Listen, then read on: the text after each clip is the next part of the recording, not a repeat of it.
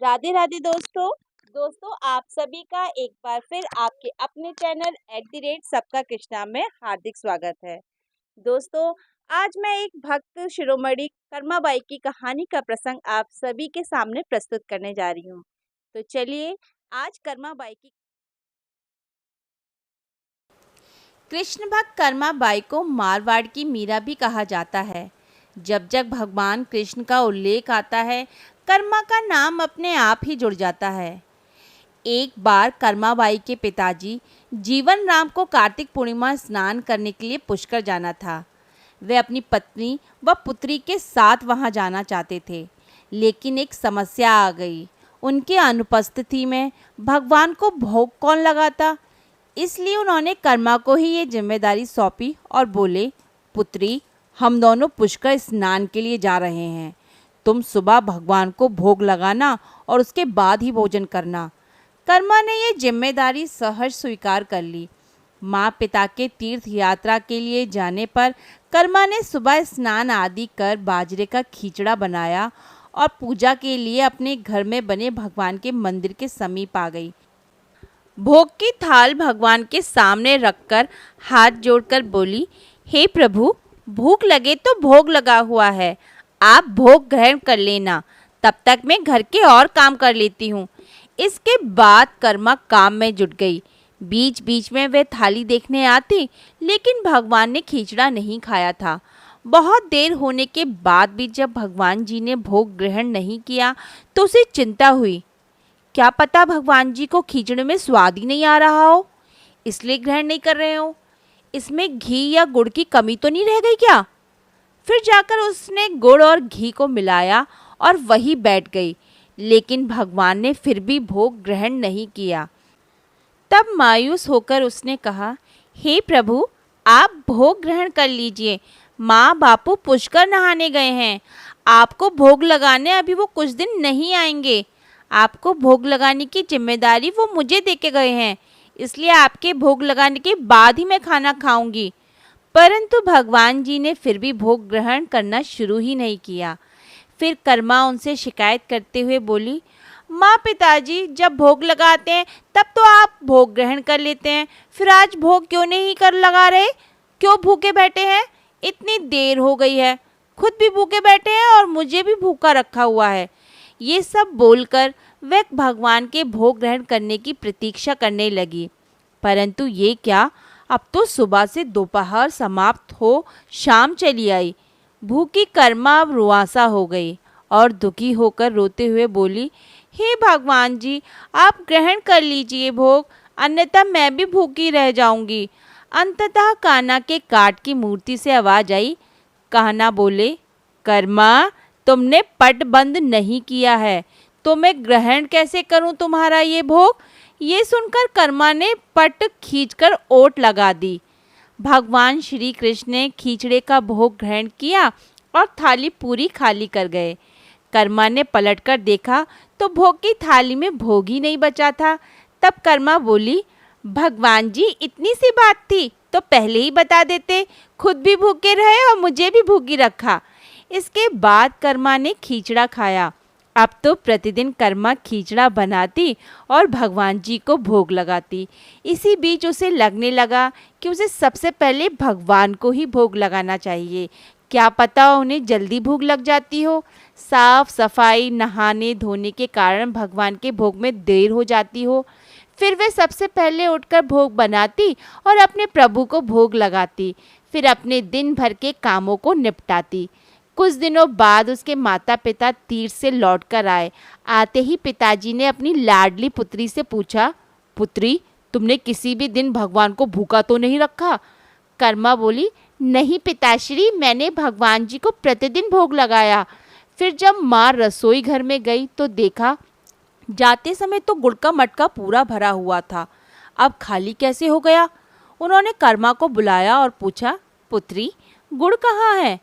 कर्मा ने बताया कि रोज भगवान कृष्ण उसके पास आते और खींचड़े का भोग ग्रहण करते। कहीं मिठास कम ना हो जाए, इसलिए खींचड़े में गुड़ को ज़्यादा ही डाल दिया। उसने पहले दिन हुई परेशानी के बारे में भी अपने माता पिता को बताया। कर्मा ने कहा, भगवान जी बहुत देर तक ग्रहण ही नहीं कर रहे थे भोग। फिर पट बंद करने के बाद उन्होंने भोजन किया। ये सुनकर माता पिता चकित रह गए।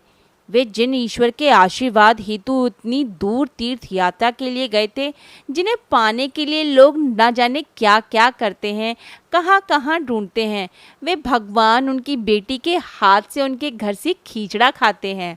ये कैसे संभव है? उन्हें चिंता भी हुई कि बेटी बावली तो नहीं हो गई। ये भी सोच लिया कि क्या पता करना, कर्मा ने गुड़ खा ही लिया होगा शायद। इस पर कर्मा ने कहा, अगर आपको यकीन नहीं है तो कल फिर देख लीजिएगा, मैं खुद भगवान को भोग लगाऊंगी। इस आश्चर्य से वे रात भर सो नहीं पाए। दूसरे दिन कर्मा ने खींचड़ा बनाया और मंदिर में भोग की थाली रखकर पट बंद कर दिए और बोला, हे भगवान जी, ये लोग नहीं मान रहे हैं कि मैंने आपको ही गुड़ घी खिलाया है। अब आप भोग खाकर स्वयं सिद्ध कीजिए। भक्त की पुकार सुन भगवान को आना ही था और कान्हा खींचड़ा खाने आ गए। जब पट खुला तो जीवन राम और उनकी पत्नी आश्चर्यचकित थे कि भोग की थाली में भोग बचा ही नहीं है। फिर कर्मा का जीवन प्रतिदिन भोग लगाते ही निकल गया। जब उनके माता पिता नहीं रहे तब कर्मा एक दिन अपने कान्हा की मूर्ति के साथ लेकर तीर्थाटन के लिए निकल पड़ी। परंतु भगवान की कृपा से उन्हें हर दिन खींचड़ा बनाने के संसाधन मिलते ही जाते और वे प्रतिदिन अपने कान्हा को खींचड़ा खिलाती रहती। तीर्थाटन करती हुई देवी कर्मा भगवान जगन्नाथ की नगरी पहुंच गई और वहीं रहने लगी। उनका मन वहीं रम गया। वहाँ भी रोज भगवान को खींचड़े का भोग लगाती और पट बंद कर देती। भगवान भी प्रतिदिन उनके भोग को ग्रहण करते। जिस दिन उन्होंने अब पहली बार जगन्नाथपुरी में खींचड़ा बनाया, उसी दिन उनके पास से जा रहे एक बालक ने उनसे कहा, माता, घी की बड़ी अच्छी सुगंध आ रही है, क्या भोजन बचा है? देवी कर्मा ने कहा, हाँ बालक, बचा है, तुम बैठो, मैं तुम्हें देती हूँ। ये कहकर देवी कर्मा ने उस बालक के लिए भी खींचड़ा लगा दिया। बालक पूरे मन से स्वाद लेकर खा रहा था। देवी कर्मा को ये देखकर सुख की अनुभूति हो रही थी। उस बालक ने खाते खाते पूछा, माता, क्या मैं कल आ जाऊं तो भी मुझे खींचड़ा खिलाओगी? ये सुनकर देवी कर्मा मुस्कुराई और बोली, हाँ पुत्र, तुम यदि प्रतिदिन आओगे तो मैं प्रतिदिन तुम्हें खींचड़ा खिलाऊंगी, तुम निसंकोच आना। ये सुनकर बालक प्रसन्न हुआ और प्रतिदिन देवी कर्मा के पास खींचड़ा खाने के लिए आया करता। एक दिन जब वह बालक खाना खाकर जा ही रहा था, तभी उसने देखा कि एक साधु बाबा वहां आकर देवी कर्मा से कह रहे थे, हे देवी, आप बहुत धार्मिक महिला हैं, भगवान को प्रतिदिन भोग लगाकर खाती हैं, परंतु इन सबके भी नियम होते हैं। आपको बिना नहाए ऐसा नहीं करना चाहिए। आप तो भगवान की परम भक्त लगती हैं। सो हे देवी, प्रतिदिन साफ सफाई करने के बाद नहा धोकर ही भगवान का भोग बनाया करो और लगाया भी करो। ये सुनकर देवी कर्मा ने उनको हाथ जोड़कर प्रणाम किया और कहा, जी साधु बाबा, आप जैसा कह रहे हैं मैं वैसा ही करूँगी। मैं इस बात से अनभिज्ञ थी। फिर साधु बाबा वहाँ से चले गए। अगले दिन देवी कर्मा साफ सफाई कर नहा धोकर भोग बनाने लगी, परंतु अब भोग लगाने में देरी हो जाती और जब तक भोग नहीं लगता उस बालक को भी भोजन नहीं मिलता था। बालक आकर माता से कहता, माता, देर हो रही है, भूख लगी है, भोजन दे दो ना। माता कहती, थोड़ी देर रुक जा लल्ले, मैं दे रही हूँ। बालक जल्दी जल्दी खाकर भाग जाता। कुछ दिन ऐसे बीते, परंतु ये कौन जानता था कि बालक साक्षात भगवान जगन्नाथ हैं, जो प्रतिदिन बालक का रूप धर कर्मा बाई के हाथ से बना खींचड़ा खाने आते थे। इतने दिनों में जब जगन्नाथ मंदिर में भगवान का पट भोग के लिए खुलता तो भगवान के मुख पर खींचड़े का झूठन लगा होता। एक दिन पुजारी जी ने मुस्कुराते हुए मन ही मन में कहा, हे प्रभु, आपकी लीला भी अपरंपार है। जाने किस भाग्यवान भक्त के यहाँ आप जाकर प्रतिदिन खींचड़ा खाकर आते हैं। फिर पूजा अर्चना हुई, दिन बीतते गए, रात्रि हुई। रात्रि को पुजारी के स्वप्न में भगवान जगन्नाथ आए और उन्होंने पुजारी से कहा, हे भक्त, तुमने सही पहचाना, मैं अपनी एक अनन्य भक्त कर्मा बाई के यहाँ प्रतिदिन उनके हाथ का बना खिचड़ा खाने जाता हूँ। वे मुझे बिल्कुल अपने पुत्र सा लाड़ करती है। उनकी भक्ति से तो मैं अति प्रसन्न हूँ, परंतु इसी मंदिर के एक साधु ने उन्हें कुछ आम जीवन की ज्ञानवर्धक बातें एवं उपासना का तरीका समझा दिया है, जिससे मुझे भोग लगाने में अब उनसे देरी हो जाती है। इसी वजह से मेरे मुंह पर खिचड़ा लगा रह जाता है। प्रभु की लीला भी अपरंपार है। वे तो सर्वव्यापी है। एक ही समय अलग अलग स्थान पर हो सकते हैं, परंतु मुख पर खिचड़ा लगाने की लीला उन्होंने इसलिए रची ताकि पुजारी के मन में ये प्रश्न उठे। उस प्रश्न के निवारण में प्रभु पुजारी जी को ये बता सके कि आम जीवन में हम अपने ज्ञान को जब दूसरों को बताते हैं तो वह सदैव ज्ञान के लिए ही होना चाहिए, ना कि भक्ति के भाव को बदलने के लिए। क्योंकि सांसारिक जीवन के लिए ज्ञान आवश्यक है, ज्ञान महत्वपूर्ण है, परंतु जहाँ भक्ति होती है वहाँ ज्ञान का कोई काम नहीं है। भक्ति में भक्त अपने प्रभु के प्रेम में डूबा रहता है। उपासना के कई तरीके हैं। जितने भक्त जितने उपासक, उपासना के उतने तरीके। जब ईश्वर ने ही उपासना के तरीकों पर प्रश्न नहीं उठाया तो किसी को भी किसी और की भक्ति पर प्रश्न नहीं उठाना चाहिए। साधु गलत नहीं थे। साधु अपने ज्ञान के हिसाब से ही कार्य कर रहे थे। वे सही थे, परंतु उन्हें ये नहीं पता था कि जो महिला प्रभु को बिना नहाए खाना देती है, उसका भाव सिर्फ इतना था कि मेरे प्रभु को जल्दी खाना मिल जाए, वे भूखे ना रह जाएं। और ये प्रेम भाव प्रभु के लिए हर नियम से ऊपर था। इन बातों को सुनकर पुजारी जी ने साधु बाबा को बुलाकर ये बात कही। साधु बाबा को भी अपनी गलती का एहसास हुआ कि वे भगवान और भक्त के बीच में आ रहे थे, और उन्होंने बिना समय गवाए माता कर्मा के पास जाकर कहा कि हे देवी, आप जैसे प्रभु को पहले भोग लगाती थी वैसे ही लगाइए। मैं आपकी भक्ति नहीं समझ पाया, इसलिए मुझे क्षमा करें। देवी कर्मा ने कहा, जी ठीक है, मैं कल से फिर से उसी समय पर वैसे ही भोग लगाऊंगी। माता कर्मा ने फिर उसी तरीके से भोग लगाना शुरू कर दिया और भगवान के मुख पर खिचड़े का झूठन अब नहीं लगा होता। ऐसे ही कई वर्ष बीतते चले गए।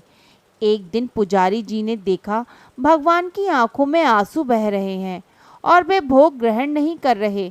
तब उन्होंने मन ही मन फिर से पूछा, हे प्रभु, ऐसा कौन सा अपराध हुआ है कि आप हमारा भोजन ग्रहण ही नहीं कर रहे हैं? आपकी आंखों से आंसू भी बह रहे हैं।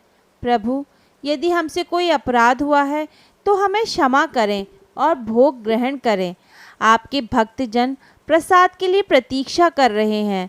फिर क्या था, भक्त वत्सल प्रभु ने प्रसाद ग्रहण कर लिया, परंतु प्रभु के भोग देर से ग्रहण करने की बात और उनके आंखों से अश्रु बहने की बात पूरे प्रजा में तेजी से फैल गई। ये बात महाराज तक पहुंच गई। महाराज अति शीघ्र मंदिर पहुँचे और वे पुजारी जी से विचार विमर्श करने लगे। फिर उन दोनों ने भगवान के पास हाथ जोड़कर विनती की कि प्रभु, कृपया हमें बताएं कि इस बात का क्या संदेश है।